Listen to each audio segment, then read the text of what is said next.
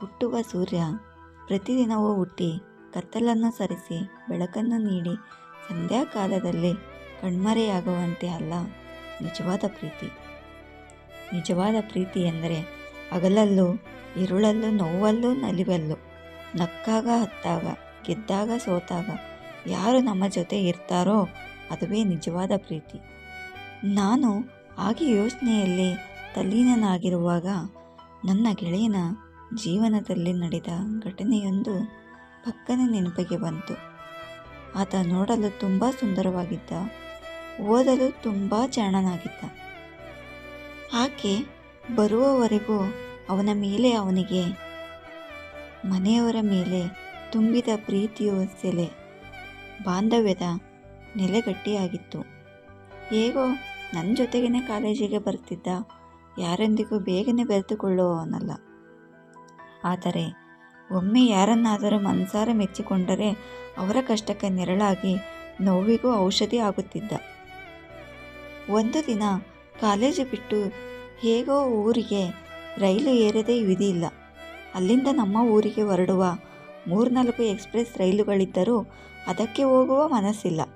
ಯಾಕೆಂದರೆ ಪ್ಯಾಸೆಂಜರ್ ರೈಲಿನಲ್ಲಿ ನಮ್ಮಂತಹ ನೂರಾರು ವಿದ್ಯಾರ್ಥಿಗಳ ಸಮೂಹ ಅಲ್ಲಿ ಹಾರಾಡುತ್ತಿತ್ತು.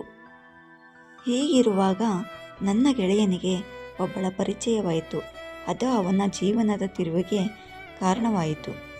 ಆಕೆಯು ನೋಡಲು ಸುಂದರವಾಗಿದ್ದಳು. ಮಾತು ಹೆಚ್ಚಾಯಿತು, ಪರಿಚಯ ಪರಸ್ಪರ ಆಯಿತು. ಕೊನೆಗೆ ಪ್ರೀತಿ ನಮ್ಮ ಹುಡುಗನ ಬಾಳಲ್ಲಿ ಉದಯಿಸಿತು. ಆದರೆ ಆಕೆಯ ಬಾಹ್ಯ ಸೌಂದರ್ಯದಂತೆ ಅಂತರಂಗವು ಶುದ್ಧವಾಗಿರಲಿಲ್ಲ. ಅವಳ ಮಾತುಗಳು ಕೂಡ ಮೃದುವಾಗಿ ಕಂಡರೂ ಅದರೊಳಗಿನ ಮರ್ಮ ಬೇರೆಯಾಗಿತ್ತು. ಆದರೆ ಇದನ್ನೆಲ್ಲ ಅರಿಯದೆ ಗೆಳೆಯ ಮೋಸ ಹೋಗಿಯೇ ಬಿಟ್ಟ. ನನ್ನೊಂದಿಗೆ ಮಾತನಾಡುವುದು ಅಷ್ಟಕ್ಕಷ್ಟೇ ಎಂಬ ನಿರ್ಧಾರಕ್ಕೆ ಆಕೆ ಸಿಕ್ಕ ಮರುಕ್ಷಣವೇ ಬಂದನು. ಅವನೊಂದಿಗೆ ಮಧುರ ಸ್ನೇಹ ಬಾಂಧವ್ಯ ನಿಧಾನವಾಗಿ ಬಿರುಕು ಬಿಡಲಾರಂಭಿಸಿತು. ಕೊನೆಗೆ ಹಾಯ್ ಬಾಯ್ ಮಾತ್ರ ಸೀಮಿತವಾಯಿತು.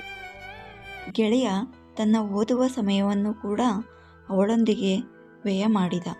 ಸಿನಿಮಾ ಮಾಲ್ ಅಂತ ಸುತ್ತಾಡುವುದು, ಸಂಜೆಯಾದರೆ ಪಾನಿಪುರಿ ಮಸಾಲ ತಿಂಡಿಯನ್ನು ತೆಗೆದುಕೊಳ್ಳುವುದು, ಕೊನೆಗೆ ರಾತ್ರಿಯಾಗುವಷ್ಟರಲ್ಲಿ ಜೇಬಲ್ಲಿ ನಯಾ ಪೈಸನೂ ಉಳಿಸಿಕೊಳ್ಳುತ್ತಿರಲಿಲ್ಲ. ಅವನ ಮನಸ್ಸಿನಲ್ಲಿ ಆಕೆ ಚಂದನದ ಗೊಂಬೆ, ಚಂದನದ ರಂಬೆ.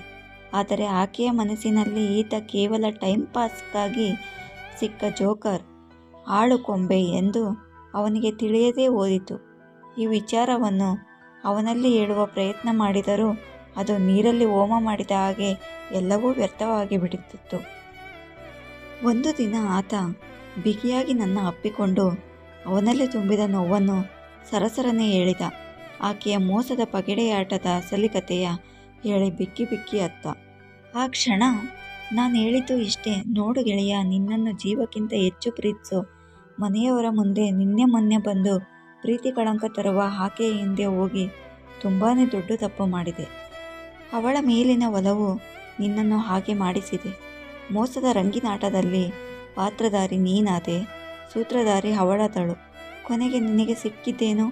ಪ್ರೀತಿಯೂ ಸಿಗಲಿಲ್ಲ, ಕಾಲೇಜು ಪೂರ್ತಿ ಮಾಡಲಿಲ್ಲ, ಮನೆಯವರ ನೋವಿಗೂ ಮುನ್ನಡಿ ಬರೆದೆ.